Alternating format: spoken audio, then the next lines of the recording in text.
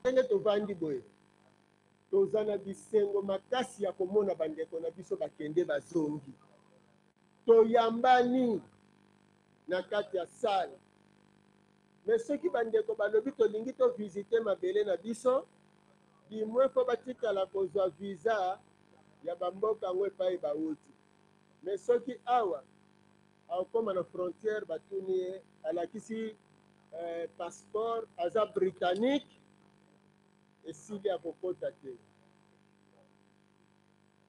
e soki nake na carte pour carte d'électeur ya Congo na Brazzaville naza étranger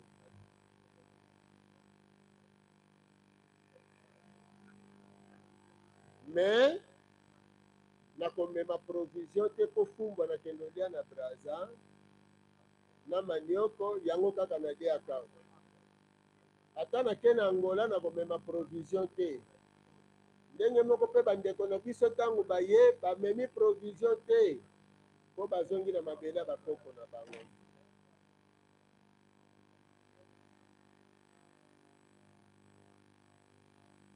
lelo mokili euti epai euti ezokende mwana mutu atangaka bilembo bya bileko bya ntango Europe ya lobi ekokani te na Europe ya lelo parce que Europe ya lelo ezi concurrent na ye eza Asie alors soki mutu azalaki lobi konyokola yo makasi po azalaki mutu makasi eke sikoyo mutu wana azwi concurrent oyo mbala mosusu akoki kobundisa ye to akoki mpe koloba na ye te kobeta lisusu mwana oyo te sikoyo yo komitika kaka na position ya kiyuma ya bozoba to yo mpe makanisi no po esala te no ye mpe lokola akutani na mutu akoki kobeta ye to bakoki kobunda nga mpe fo na change emoneli seke mokili ekomi na esika mosusu alors esika oyo mokili ekomi esengeli mpe biso tokóma na esika oyo nde esika oyo mundele esengeli afuta mabe asala biso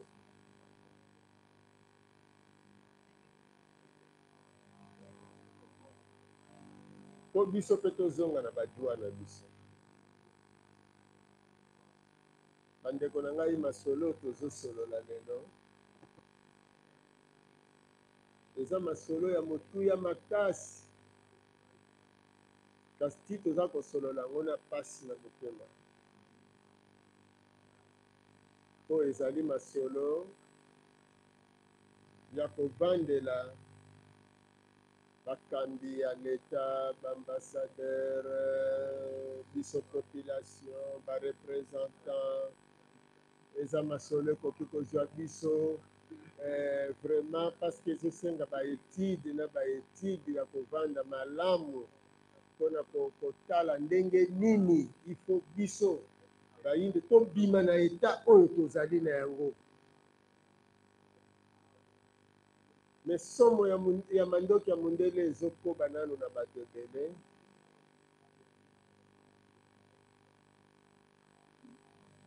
e basusu bazomona kutu makambo yango lokola eza mwa baaventure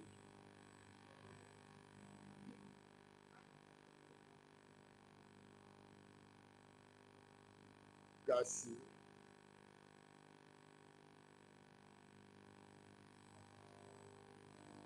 munene ya poivron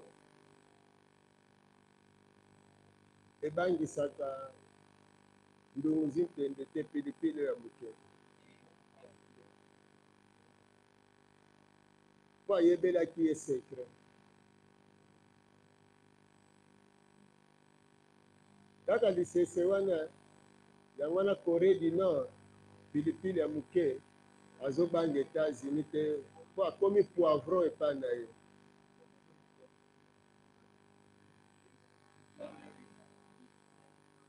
bayindo nde baza nano na somo ya ebemba nyoka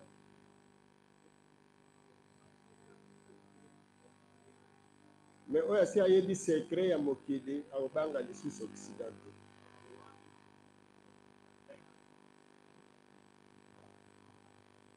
Mais il faut tosala makasi mpo todemantele biloko na ye alona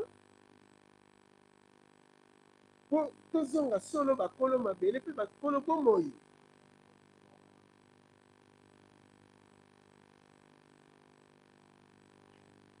Bokonzi babotamaka nango eza na ekole moko te formaka baprésident de la république to mpe baroi.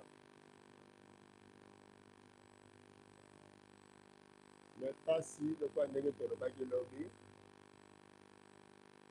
soki lelo okomi président mpo yo oponami kobanda libumu ya mama ti okomi mokonzi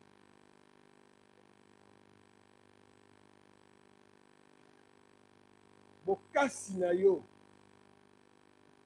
eza bokasi ya mabele mpo yo kokamba bomoi ya bato.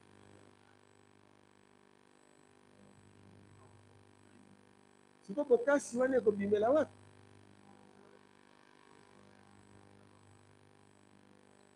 ekobimela mpe na baye bazali na babokonzi babotami na babokonzi oyo bazali na bokonzi na mabele.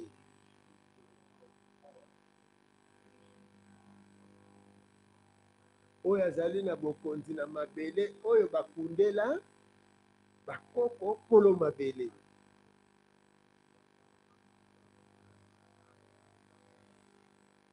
esekre wana bato bayebi te ke ezalaka na bankumu oyo baremplace bakulutu kolo mabele.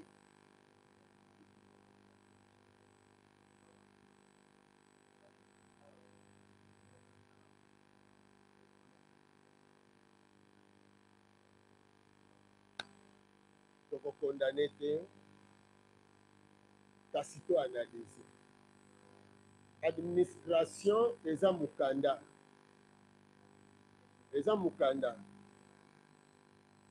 administration wana eza mukanda nde ezosala ete baye bavandi na administration lokola bayekola bokoko te bayekoli afrique te bayebi afrique te nde ezoniokola bango siko ntango bakomi mpo bakambakamba na babiteni nyonso bazozwa.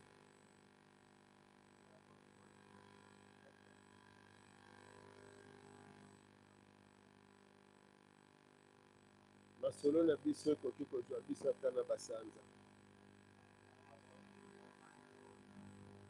parce que tobebi plus de 5 siècles.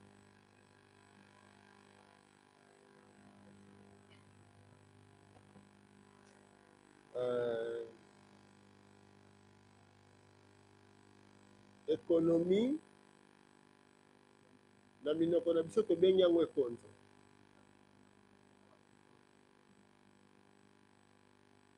mais biso na afrique tozolobela économie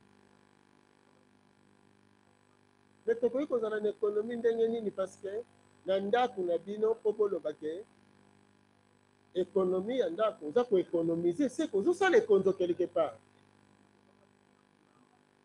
donc na bambongo oyo ozwaka oza na mbongo oyo obombaka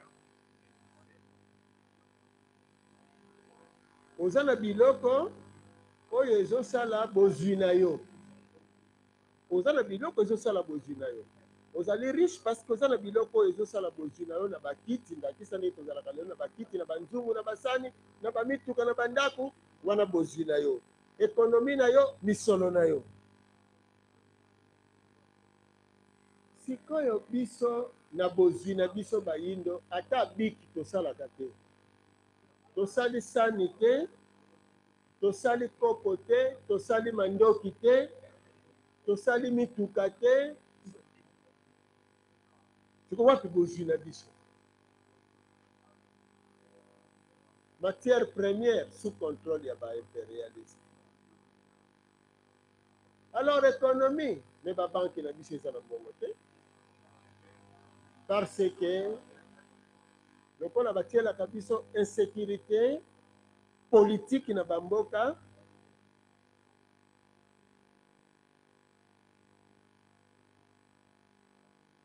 moto nyonso aza na mbongo, site ya insécurité fakende kobomba na babanke ya mindele.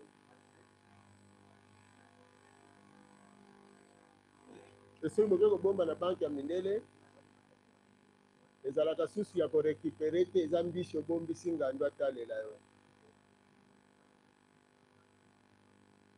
Soki oye kosenga mbisi epa ngando, riske na yo moko. D'abord mbisi asi aliaki, ale nsima na yango yo moko koriska kotuna yo mbisi wana oyo ozwa kotuna ngai, ozweli yango na mai na yo to na mai oyo yanga ngando. Na monoko mpo okangi mbala moko. Donc ndenge basalaka soki bamoni bato ya régime moko elekaki, bozwi mbongo ebele, bobombisi na babanke na bango ekomi ebele, e balongoli bino. E soki sikoyo boke mpo boreklame mbongo atuni ozwilaki yango na mabele ya nani, na mboka ya nani. Botuna expérience wana na bandeko ya deuxième république, botuna bandeko expérience wana na Savimpi, mbongo ya Savimpi ekenda wapi, ya Bokassa ekenda wapi, ainsi de suite. Na baye bazalaki kosala na bango. Donc maladi na Afrique eza makasi.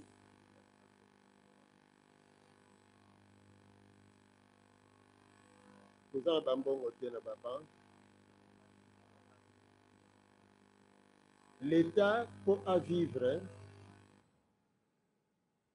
il faut vivre na ba taxe, na ba impôt. Eza logique normale. Le peuple a kofuta mpako, peuple a kofuta taxe, pas à la mbongo.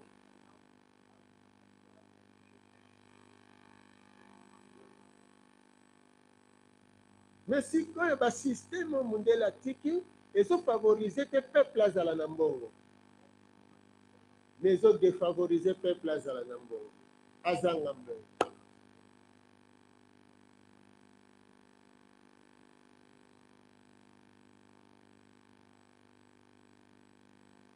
Na tango ya lelo, soki mabele na biso tokobundela yango ezonga na maboko na biso moko,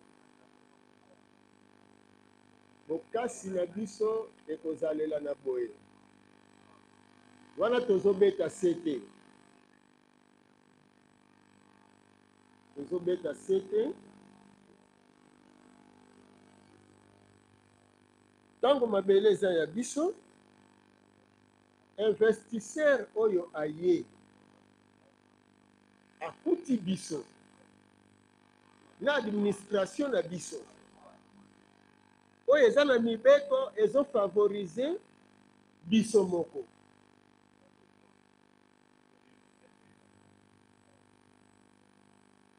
Na bongo lokwa tolobaki yango lobi ke soki biso bakolo mabele na yo moto ye oza associé, toza na yo associé, yo koya nano epai ya l'État te, yo koya epai ya associé na yo kolo mabele.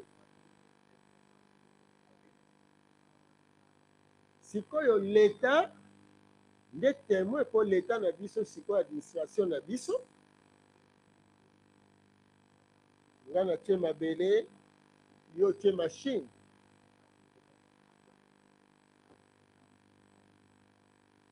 Tokokabola boni boni.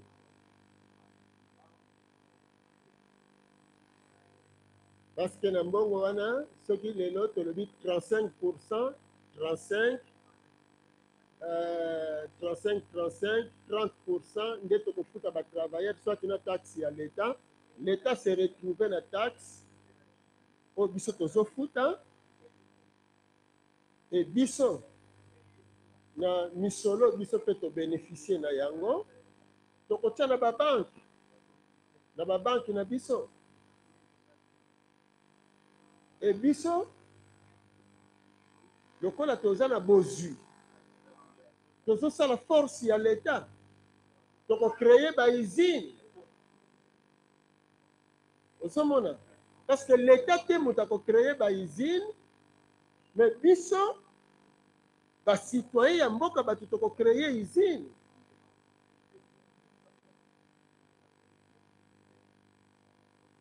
l'État kofavorize biso bacontact extérieur na nini tolimbola eteni wana makasi bandeko na nga mpo tososola yango malamu eza important. Napesi exemple ya mwana moko azosala tase ndenge bana académie de mauvais arts wana basalaka asali tase mpo asala exposition asali sani ya mbele mpo asala exposition me bino bato boza na misolo basitoyen ya mboka boza na misolo bozwi mwana wana boyebisi bon biso sikoyo tolingi tosala usine oyo esalaka batase eye na ntango wana lokola ezali eloko na ye ye mpa kozwa pourcentage na kati ya usine oyo ezosala batase wana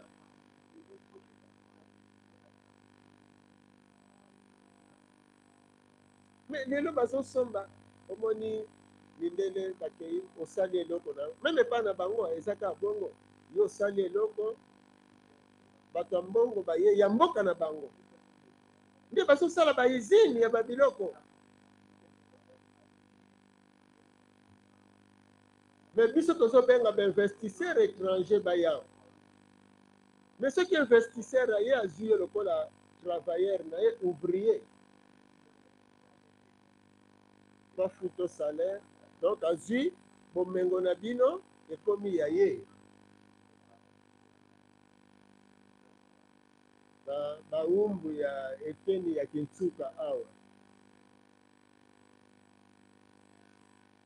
bana Kivuzi bana Kulungongo na Équateur na biteri nyonso eza mpasi komona mbala mosusu Carrie Grace asinstale wana depuis mbula nini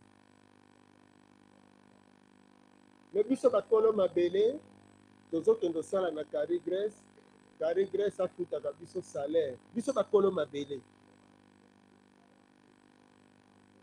ekoki mpe kosalema bongo na poto mabanga moko eza wana biso mpe bayindo toke na poto tolobi bon tolingi tosala usine moko ebukaka mabanga totekelaka bamindele na mabele na bango eza possible ata tofabrike concaser awa toke nango kuna to bandobuka mabanga kuna ekondimama te parce que mibeko bango batia ezali me biso tokozala trahi mowumbu ya kisasa akokoka kobénéficie na mabanga na ye te parce que ye ateki etandi ya mabele hectare ye atekaki kutu Carrie Grace tozwa te parce que Carrie Grace flama moto apesa ye mabanga ne wana mabele ne wana me tozwi nango kaka ta lelo bawumbu ya ngambo ya Kintsuka babénéficiaka mpe na mbongo na mabanga Carrie Grace eloko te alors bawumbu batikali bapauvre Carrie Grace à s'enrichir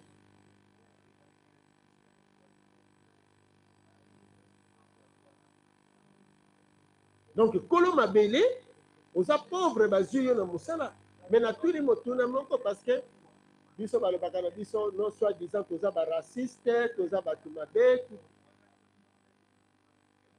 mais eza motuna boye yo tata oza na société na yo me na société wana boza associe na moto ye aza na bana na ye yo mpo oza na bana na yo na kati ya société est-ce que ye akoki koengage mwana no comme travailleur na société oyo tata ozaleli associé esalemaka te mwana na yo aza mpe aza actionnaire lokola yo me boni bana ya bawumbu kolo mabanga kolo mabele na Kinshasa baza baactionnaire te na kati ya société wana mais plutôt baza baouvrier ba casseur de pied ke soko kebi pete balongoli ye na mosala babengani mpe ye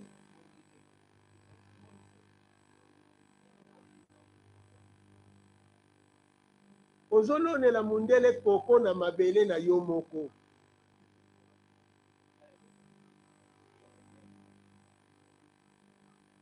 esoko osale ole kaka koko yo kolo mabele ole koko olongwe na mosala mpe babeti yo na fimbu soki okangi mopiko ya koko okende nango na ndako mpona opesa bana ntanke ekolo mabele soki bazwi yo bakeno na la polise polisi yango pele mosusu mwanakazi ya tata na bino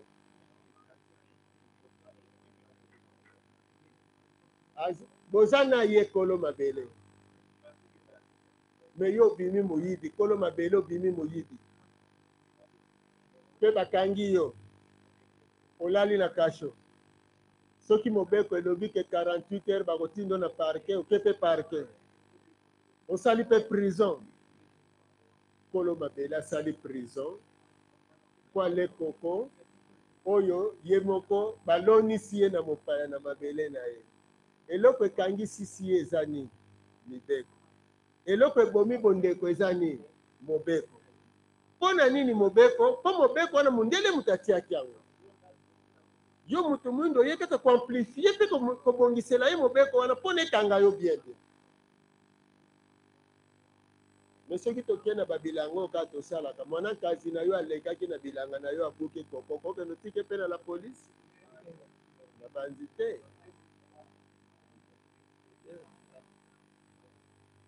bandeko na nga totala bomoi malamu malamu badirigant na biso baza na badifficulté suite ya bongo yango wana tolingaki tosolola biso en tant que autochtone awa ntango tozomona autochtone tozomona te asalaka na leta azalaka ouvrier secteur informel formel diaspora coutumier chef de terre tozomona toza bayindo kolo mabele ya afrique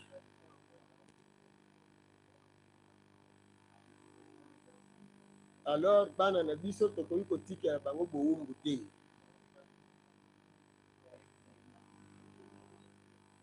nini tosengeli tosala po mindele oyo bakodevoir biso bafuta biso mpe niongo yango ya solo bafuta mpo bacontrat signé ezala tokota nango na révision soki bakosaka koko na yo mpo atiaka mosapi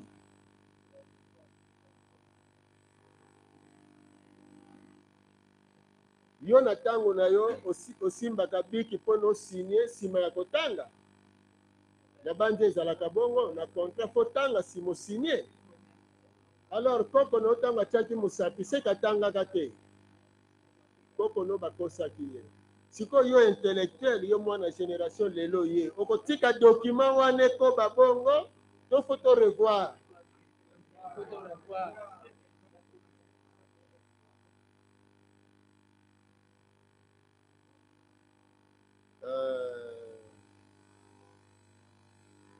tata na bino asinyaka contrat na ndeko bato moko bayaka na lopango na bino basinye contrat batonga na lopango na bino après 30 ans soki bango après 30 ans bon contrat esili mais après 30 ans motu wana azobima te tata na bino akufi bino bokuti contrat wana mais validité ya contrat eza 30 ans après 30 ans soit tu renouveler contrat ou bien contrat comme caduc comme nil alors oyo batongaki epai na bino ezongi ekomi ya bino parce que contrat eza 30 ans maintenant lelo 60 ans, 58 ans, 59 ans après l'indépendance.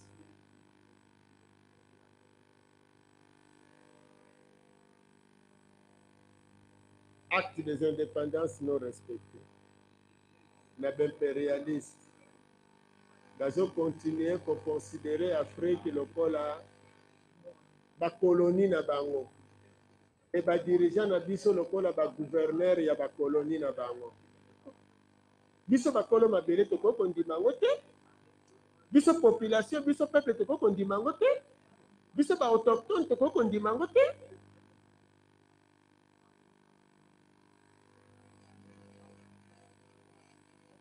Na eteni wana bo permettre biso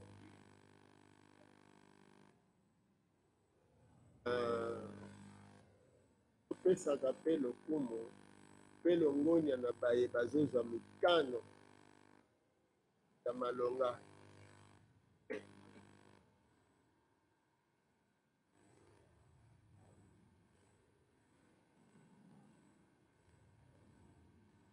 Longonia na nkumu ya mboka ya Congo kopamba te na code minier bazwi mokano ya 50%, 50%.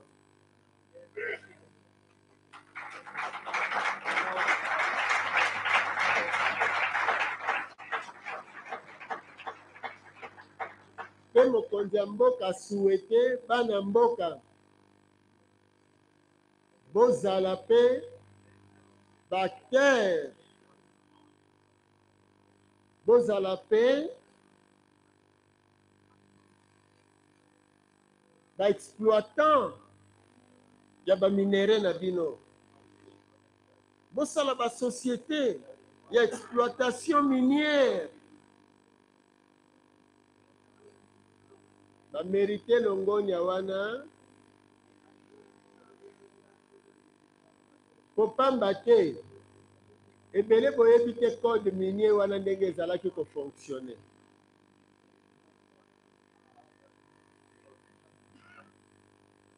Na moko ya bamibeko eza na kati ya code minier,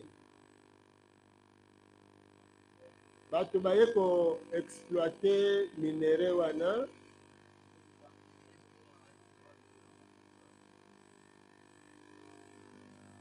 baosala 10 ans. Pendant 10 ans baza kaka na barecherche nyonso bazozwa ezali ba échantillon sans valeur. Siko basalaka soki 9 ans ekoki ale bakati balobi no tozwi te ale bake na bango baninga na bango baye kobandela lisusu exploitation ekosila ti mbula nini matondo mingi tokolikia ete nyonso wana ezali bapasi oyo tozali na yango.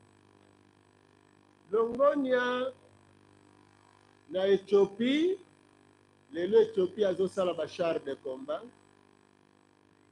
alakisi yango na mokili eza malamu mingi.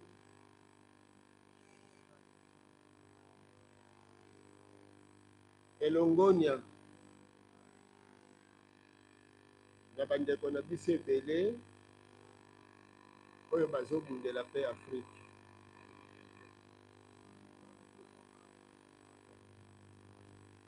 Tolingaki tolamusa makanisi mingi na mayema soki sololi na eteni wana eza mpona esunga biso toyeba ntina oyo tozosanganela mpona koluka bolamu na biso.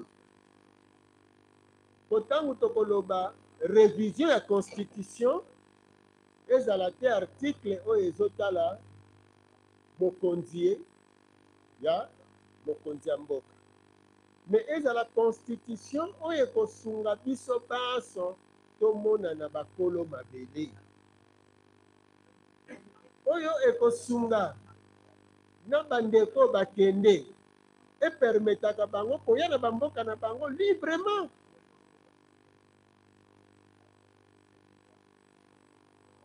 Bazonga na mabele bakoko na bango librement.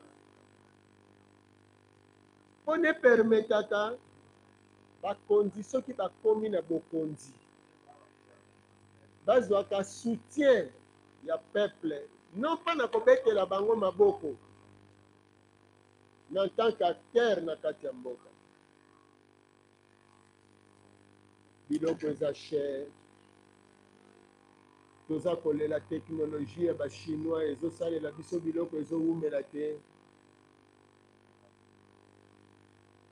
tozolela biloko eza talo. Me mokolo moko naleki na wenza selembao nayoki bazoloba 3 appareils cellulaires na $5. Mais appareil wana ebengaka alo ezoloba siko na mituni efuti transport efuti taxe transport ya kowuta Chine ti matadi transport tiawe efuti douane surtout batekisi yango misatu na $5. Bosiko na Chine kuna basombaki yango na combien? Eza mipiku ya boni. Sikoyo soki biso moko tosalaka yango awa appareil cellulaire ngeye ekute combien?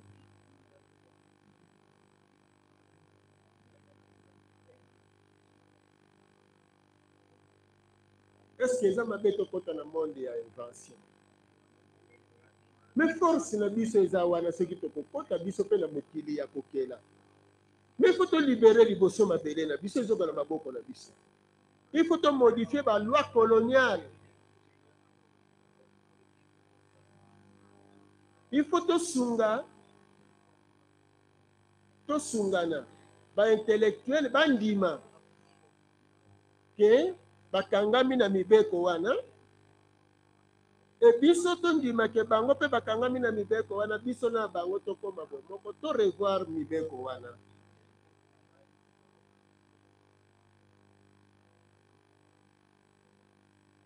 Tokota na mokili ya kokela biso tokobandela toza komituna mbongo eza wapi? Mbongo eza epa mindele soki tosorganize na badirigeant na biso tokota na contentieux nde wana ekozala malamu mpona biso. Force na biso eza contentieux, force na biso eza récupération ya mabele. Nde tala bandeko na ngai tina toorganize conférence oyo ekomema biso boye ndenge biso toza kosilisa kolobawa bandeko mpe mosusu bakobakisa makanisi na mikakatano toza na yango. Nde bongo tokela bakomission oyo ekosala ete mpona likambo boye tokoki tosala nini, likambo boye tokoki tosala nini po tokumba makambo oyo mpe epai ya badécideur. Kolobi na lobi tovanda na bomoko ya makasi Afrique ezala oyo ekoloba liboso ya bamindele.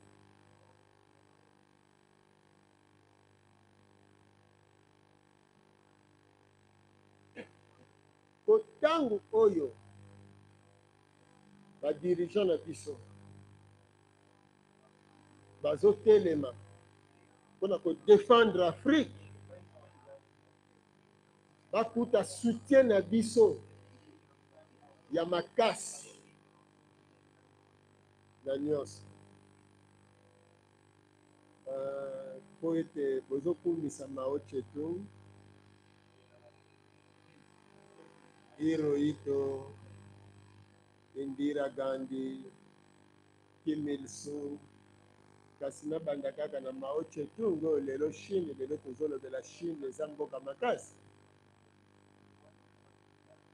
Ntango Mao asali révolution na ye azalaki na ba Shwenlai, ba Wakofeng na baninga mwa ebele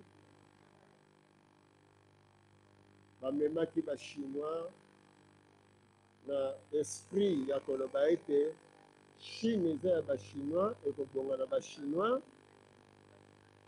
ekobonga mpe na biloko ya bachinois. Me bayebaki ke mindele bakolinga kobloke bango. Makanisi ezalaki tondima mpasi mpo lobi tozala malamu. Chinois alia na misopi. Me biso kutu tokolia misopi te mpo mabele na biso etondaki. Soki tokoyeba koresiste meme liboso ya bambargo, nde wana ekosala force na biso.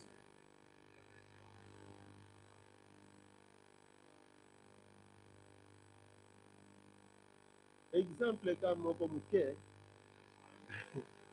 balobi carburant bandomona na lisusu awa te. Bakangi mpo bango mutu bazosala. Biloko ekoma cher mpo transport emati. Mais soki tolobi na bajeune nyonso basala sport, ntongo nyonso bakimaka mbangu basala cross mpona bakende na baplace ya mosala. Mais koréduire nombre ya bayo bakoutilize mituka. Alors carburant lere wana ekosuka ndenge nini? Po mituka ekotikala plus mpona bamibange.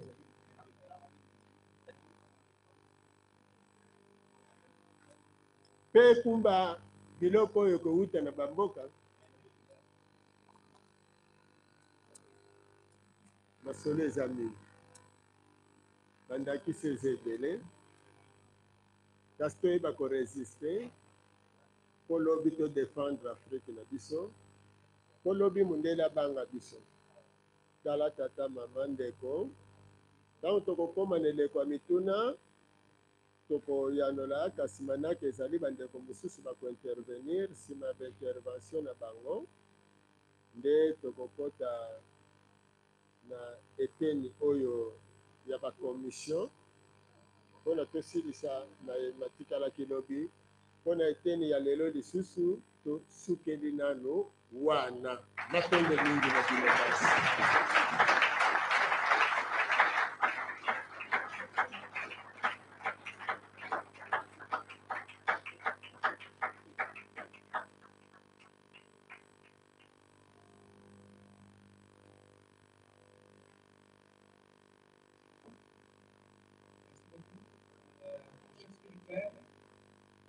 Alors,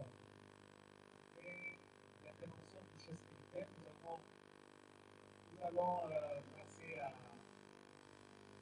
l'intervention du professeur Moulin, qui va avoir 10 minutes.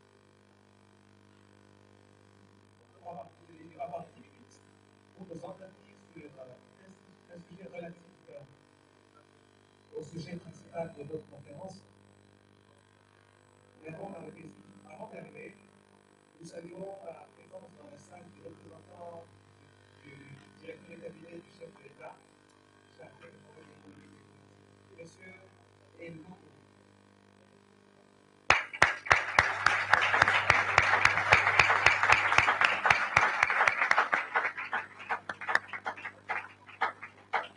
Merci, nous saluons également la présence du professeur Kibal, qui est DG d'une structure qu'on appelle CRED. Également, M. Boyoko, formateur à l'INED, M. Papa Mboko, Maman Valé, Maman Oudema, Zipouka, journaliste à la RTI, système de assistance spécialisée.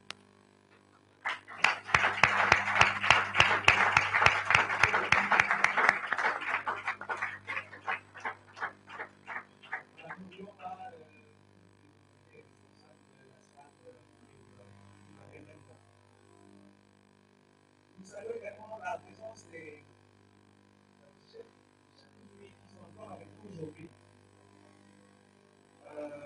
Nous avons Balanga, Petit, Balanga, Koumou Angoti, vous voyez, Koumou Iba,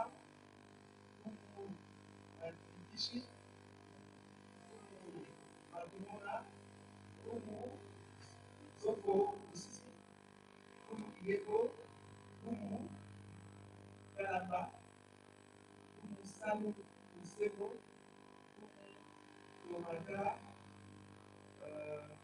Kumu Beleke, Kumu, Kumu Saruka, Kumu Gulu, Kumu Kunda Lokwa, et enfin Kumu Ahmed. Je vais demander à la président de pouvoir se mettre des groupes pour aussi avoir la connaissance d'un certain.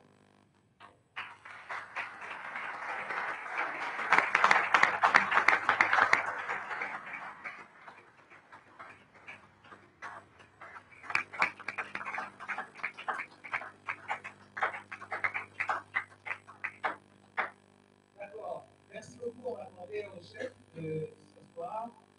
Nous allons également toujours sur la même lancée saluer la présence dans la salle de différents chefs coutumiers venus, chefs coutumiers et frères afro-descendants, frères venus de la diaspora. Alors, nous commençons par la Grande-Bretagne. Nous sommes toujours avec notre frère Mimi au Papa.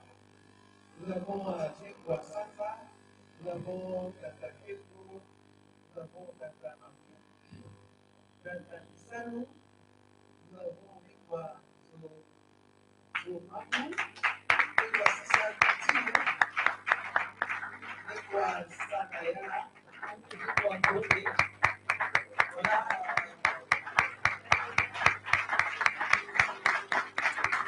Voilà, ce sont nos frères, ces tous sont nos frères venus de la diaspora, Grande-Bretagne et Jamaïque. Elle fait quand même très encourageant, c'est que nos frères venus de très loin ont des noms authentiques. Et c'est quelque chose à encourager. Après, nous sommes comme le monde.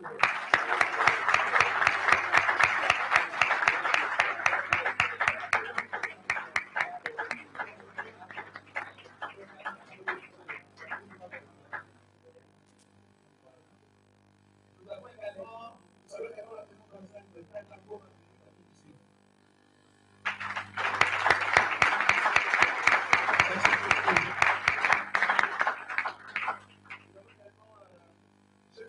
De l'Angola, Kumu Zolameso, Zolameso, merci beaucoup.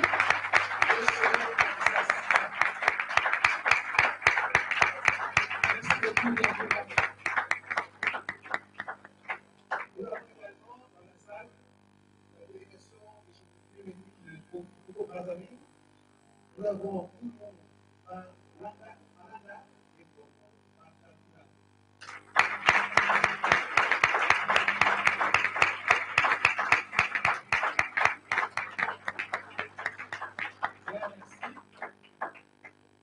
Alors, nous allons particulièrement saluer la présence dans la salle de tous les contacts de la présidence qui sont dans la salle.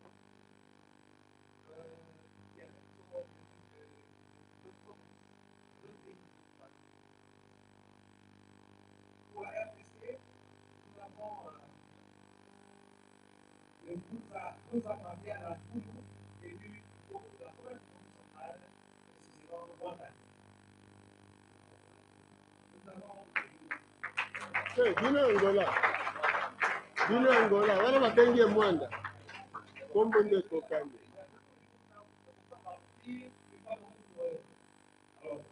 Le groupe, nous avons Kouza Landou, Kouza Bété.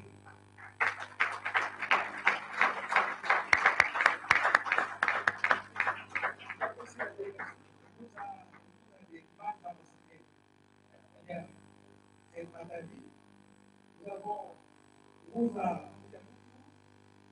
Bouza Chekaseki, Bouza Wema, Bouza Siangazi, Bouza Azoka, Bouza Bouzi, Bouza Kikongo et Bouza Landou. Nous avons Bouza Bola et CGK Mayani. Applaudissons pour tous.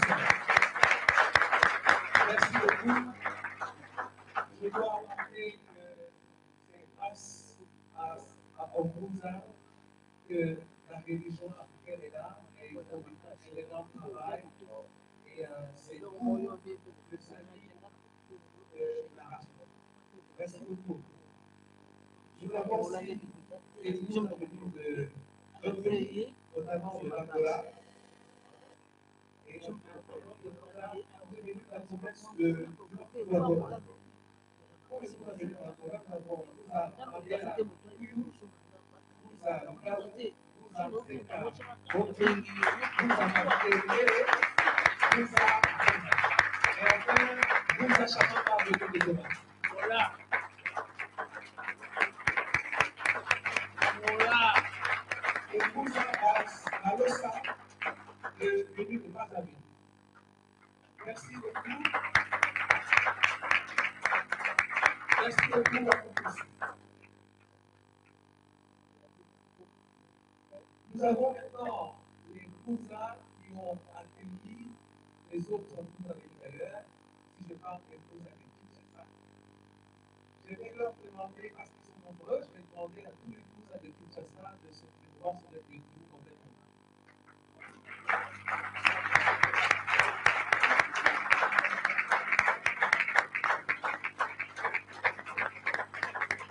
Merci beaucoup. Merci beaucoup à tous. Merci beaucoup à tous. Vous êtes en place.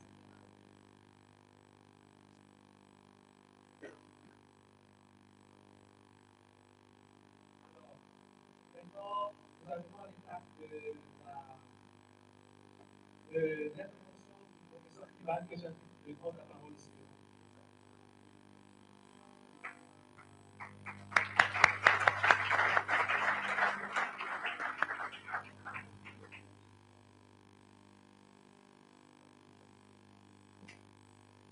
Révérend chef spirituel, initiateur de la présente conférence, distingués invités, chers frères et sœurs africains de la République démocratique du Congo, des autres pays africains et de la diaspora, je vous salue.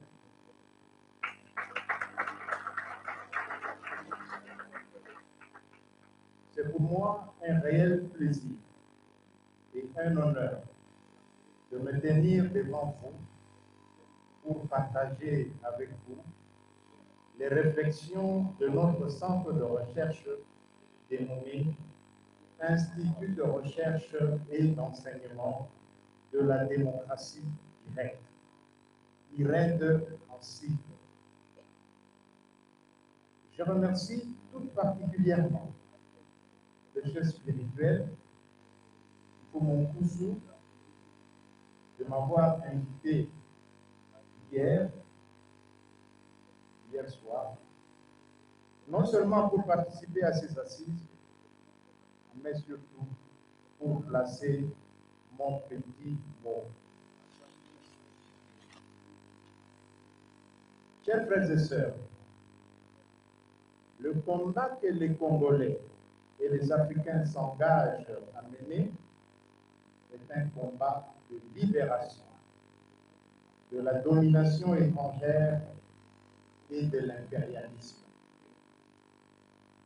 Un combat pour retrouver l'unité des Africains et des Congolais afin de s'approprier leur sol et leur sous-sol.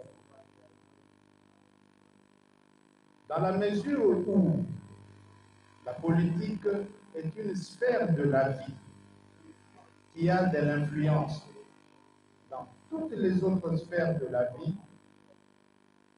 le combat que nous menons a donc des implications diverses dans tous les domaines. Politique et gouvernement, politique et enseignement, politique et économie, politique et défense et sécurité, politique et religion, politique et culture, politique et relations extérieures, politique et environnement, et j'en passe. Il se fait que la politique associée à l'impérialisme, c'est la politique de diviser. Diviser pour mieux régner. La politique des intérêts individuels ou de petits groupes. Pas d'intérêt, pas d'action. C'est la politique de l'égoïsme, de l'individualisme. Cette politique de division est véhiculée par la démocratie indirecte partisane à l'occidental d'application dans nos pays.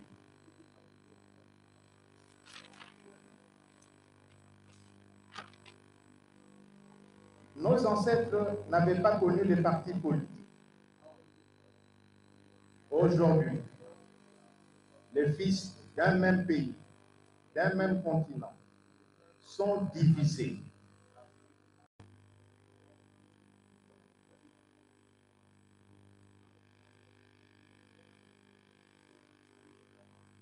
Brothers from diaspora, does someone have something to say?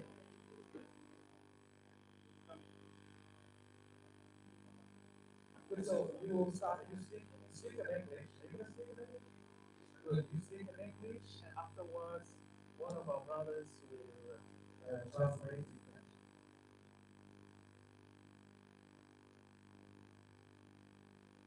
Brothers and sisters,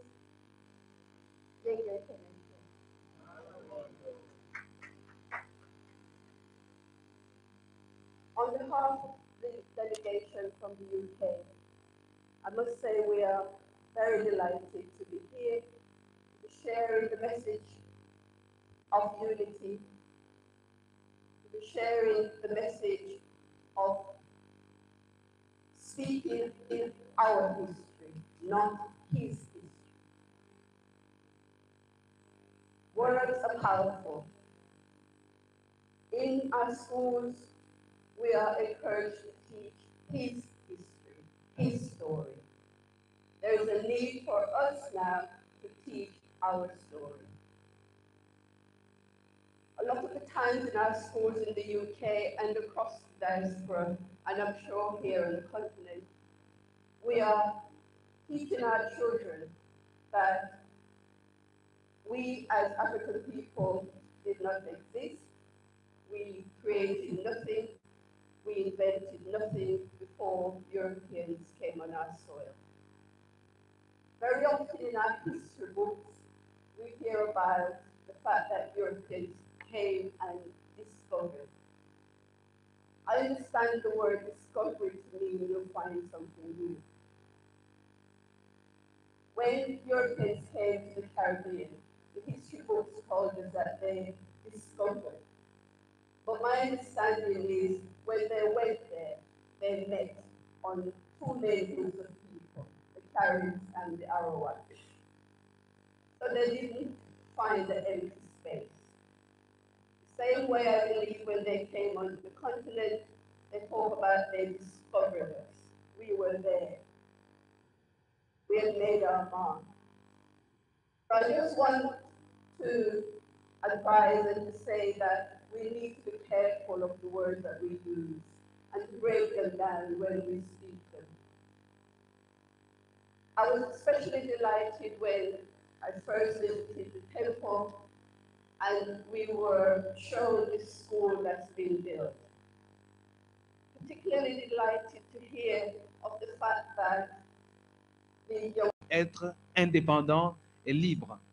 Voilà, alors, toujours dans le même angle d'idée, Papa Bini, venu de la Grande-Bretagne, a 7 points concrets à proposer aux conférenciers qui vont nous permettre d'arriver à cette paix par la réappropriation de notre terre. Je l'invite donc à prendre la parole.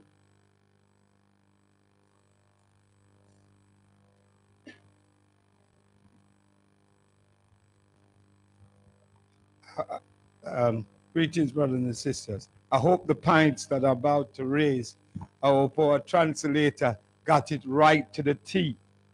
Because what we want to start with as African people, point one,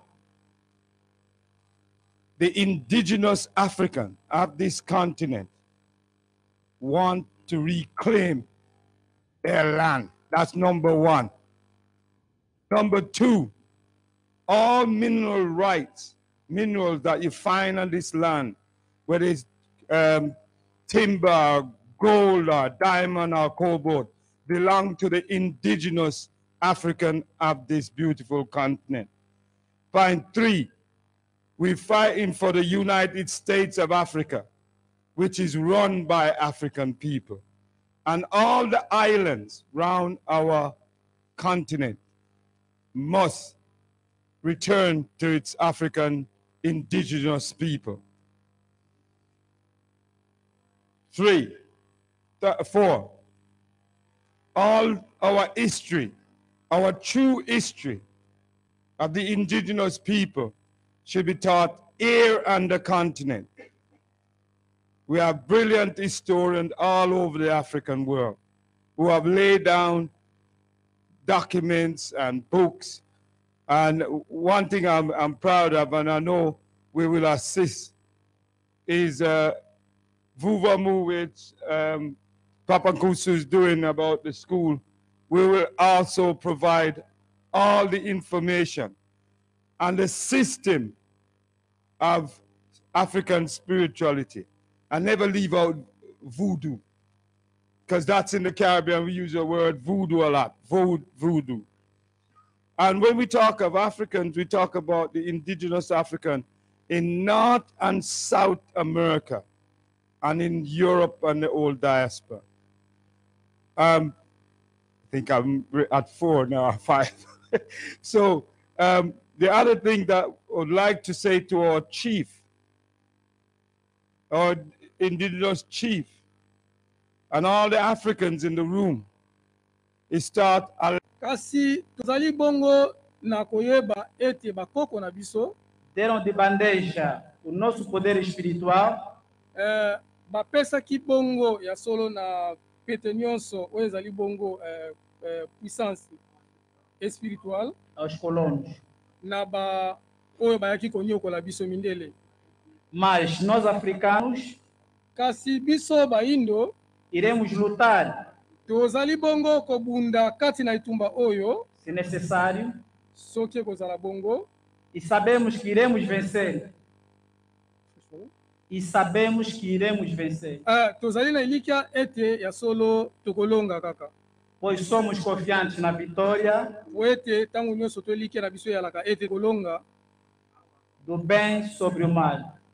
Na oyo emonanaka malamu pe mabe. Aliás, nós não negamos ninguém. Biso toboyaka moto te. Mas tomate no seu lugar. Kasi tolingaka ete moto na moto to pe ras na ras bazala nesika na bango. Cebola no seu lugar. Bato na bato bazala nesika na bango. Também no seu lugar. O essencial é juntar tudo para produzir uma refeição. Oyo eza motuya makasi ezali ete tozwa oyo ekozala mpona bolamu na biso. E que sirva para todos. Oyo ekosepelisa banso. Nós acreditamos que para ser cientista ou rei, biso tondimi ete mpona kozala bongo mutu oyo akokela to pe kozala mokonzi, não precisa estudar. ezali kaka te moto esengeli atanga ebele. A prova concreta é ver os nossos filhos que estudaram. Ya solo tokoki kozwa ndakisa wana kotala kaka bana na biso batangaki ebele em várias universidades espalhadas no mundo. Bakoti bakelasi ya milai oyo etondi na mokili mobimba oyo. Não consegue criar nem inventar nada. Kasi kino lelo oyo bazali bongo kosala ata eloko moko te. Eis a razão de estarmos unidos. Yangwana esengeli na biso tosangana pona itumba oyo. Reunificados. Tozala bongo na bomoko biso banso.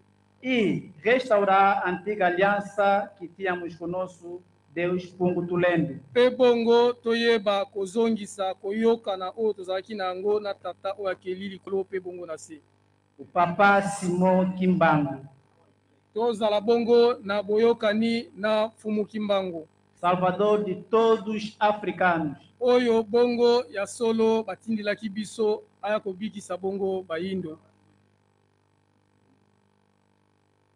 O atual Reino do Congo Lelo oyo Royaume Congo trabalhará com todas as igrejas de origem africana ya solo ekoyeba bon eza bongo na pene ya ba masanga nyonso, em destaque o Kimbanguismo, ya solo mpona kotombola bongo kimbangisme, Vuvamu, lokola pe Vuvamu, Bundi dia Congo lokola pe baye oyo bango bazali kotanga e Tocoistas.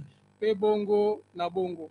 O Kimbanguismo e Vuvamu Ya solo kimbangisme na Vuvamu tem como missão ezali bongo na mission mostrar o caminho estreito da salvação, kolakisa bongo na bayindo oyo ezali bongo nzela ya lobiko, o caminho espiritual. ya solo nzela oyo ya molimo mpona bayindo.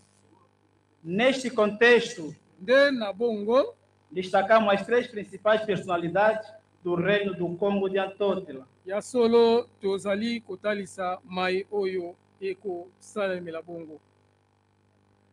Primeiro, Angola, Nzinga, poder do trono. Ya solo liboso Angola. Segundo, RDC, Nsaku, poder tradicional e espiritual. Pe bongo Congo ya kati. Terceiro, Congo Brazzaville, Panzu, poder científico e administrativo. Pe bongo Congo Mfwa.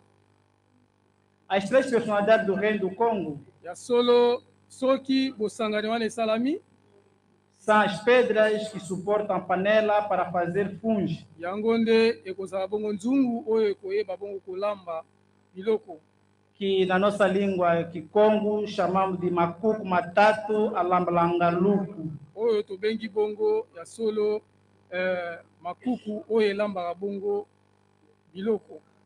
Concretizando em Camba em 7 de janeiro de 2017. Pe bongo esalami bongo mokolo oyo bango batangi wana. Dia em que os três Congos assinaram o pacto tripartite, Ya solo lokola boyokani wana ekozala, em outras palavras, na maloba mosusu mpona kosukisa, a reunificação tradicional dos três Congos, ya solo lokola boyokani wana ezozwa esika, na qual Angola é a cabeça, pe bongo ya solo lokola ekozala bongo ekokoma na bomoko. RDC o tronco Ya solo lokola bakongo nyonso totangi, e Congo Brazzaville as restantes membros. pe bongo banso pe bongo banso na bongo na bongo.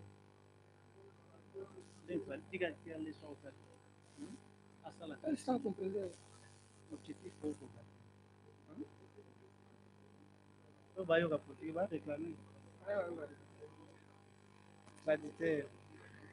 Bom, tu que cai nele.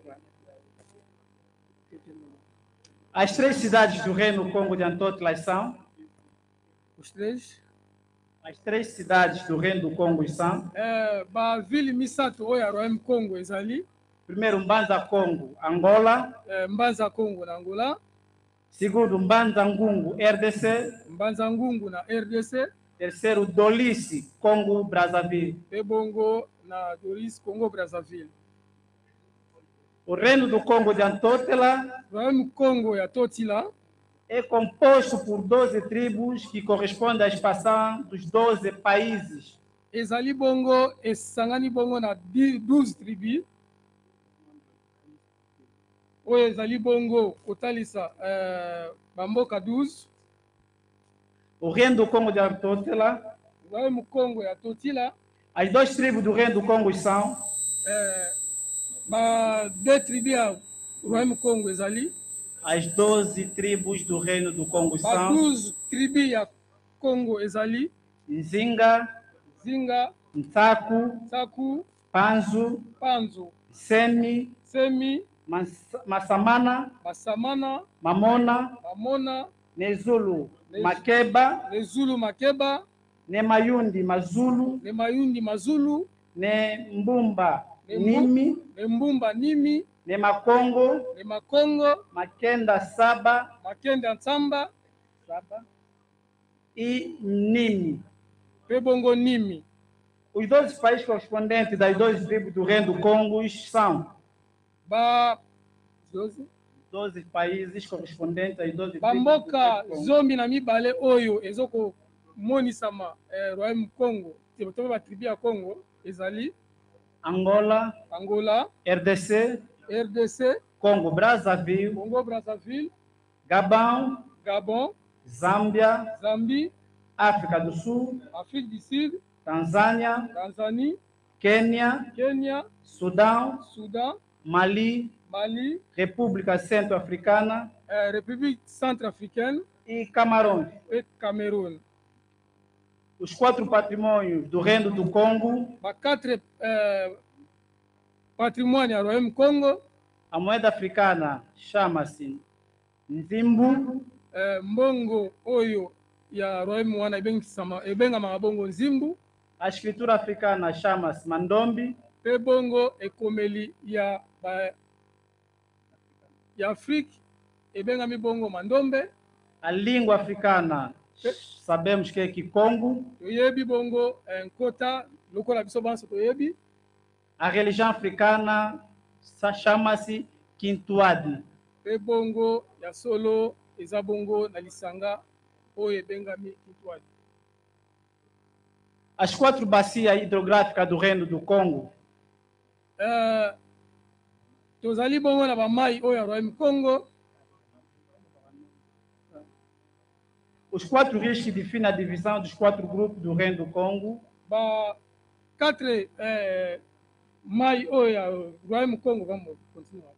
nos 4 cantos do continente berço, Na esika nyonso tu minei ya Royaume Congo, na continent oyo eza bongo ya ebandeli, Rio Nilo, ezali bongo mai ya Nilu, localização geográfica parte ocidental leste, localisation géographique eza bongo na partie occidentale na l'est, segundo Níger, pe bongo deuxième na Niger, localização geográfica parte ocidental norte, localisation géographique na partie nord, terceiro Zambeze, troisième Zambèze, parte localização geográfica parte austral sul, pe bongo na partie australe na sud, quarto Rio Congo, quatrième mai ya Congo, fleuve Congo, parte centro-oeste. pe na centre ouest. Uma breve história do Reino do Congo de Antotela. Na mukuse koyeba Royaume Congo etotila. O fundador do Reino do Congo é o Nimi Alukeni. Fondateur ya Royaume Congo Nimi Alukemi. O seu filho, sucessor do trono do Congo e segundo rei da história do Reino do Congo, Pe bongo oyo akitanaki na ye mwana lokola mwana na ye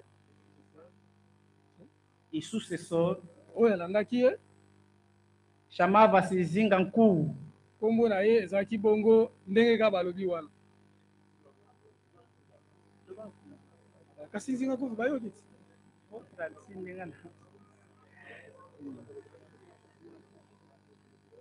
O Zinganku foi batizado em 3 de maio de 1491 Zinga kuvu azwaki baptême le 3 mai 1941, 1491, onde perdeu o seu poder epai wapi abungisaki bokasi na ye.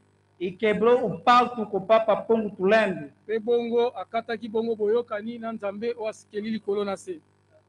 Até hoje passaram Tikino lelo 527 anos eleki bongo 527 ans. desde a chegada dos portugueses no Reino do Congo em 1482. Ruta baportugais bayaki na 1482, Já vão 536 anos. eleki déjà 530 ans. 536 ans. O terceiro rei do Congo de Antotela, Troisième roi ya Royaume Congo ya Totila.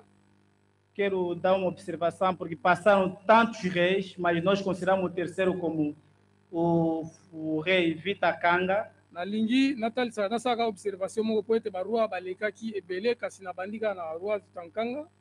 Consideramos Vita Kanga como terceiro rei, Tozo considéré lokola roi ya misatu, porque os restantes do rei tinham sido batizados pelos portugueses. po ete mingi bazwaki bongo mbotama to pe libatisi ya ba portugais. E assim não tinha nenhum poder sobre o reino do Congo. Pe bongo bazalaki na bokasi te na royaume Congo. Por isso, de todos os 82 reis, nós consideramos Vita Kanga como o terceiro rei. Nde bongo ya solo biso mingi to considéraka roi Vitankanga lokola troisième roi.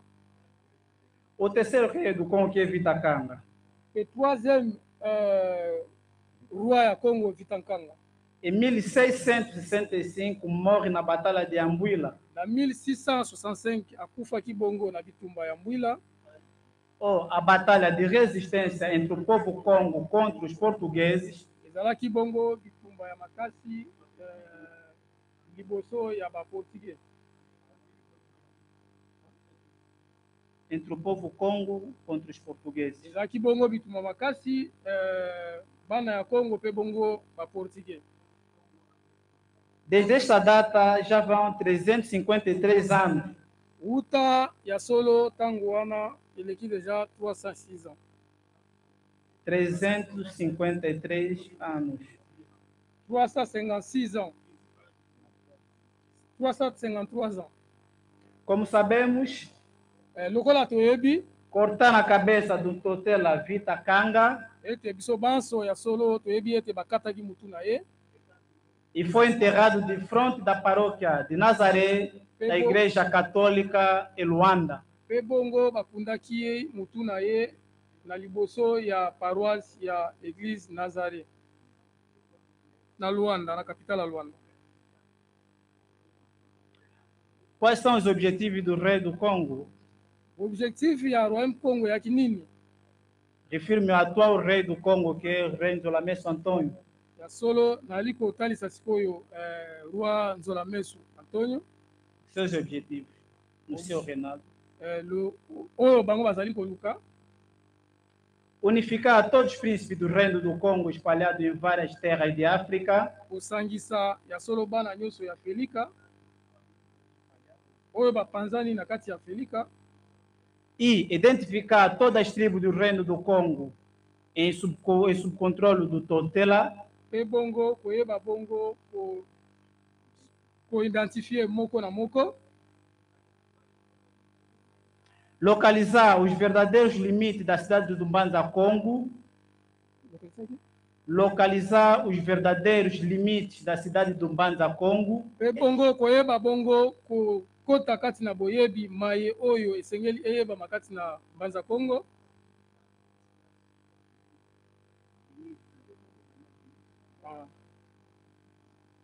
E a verdadeira limitação do reino do Congo em toda a sua expansão de circunscrição. Pe bongo koyeba ya solo epai wapi bamindelo nyonso wana ezali pe kobongisa yango na territoire ya Mbanza Congo. Recuperar os valores culturais e tradicionais.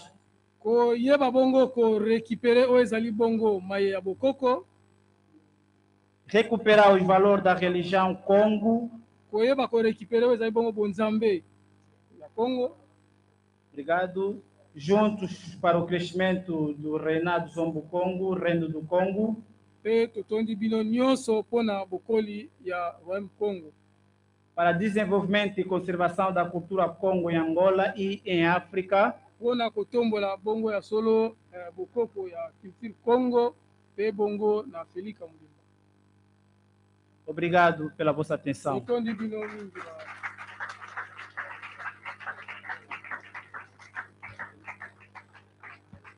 Merci beaucoup.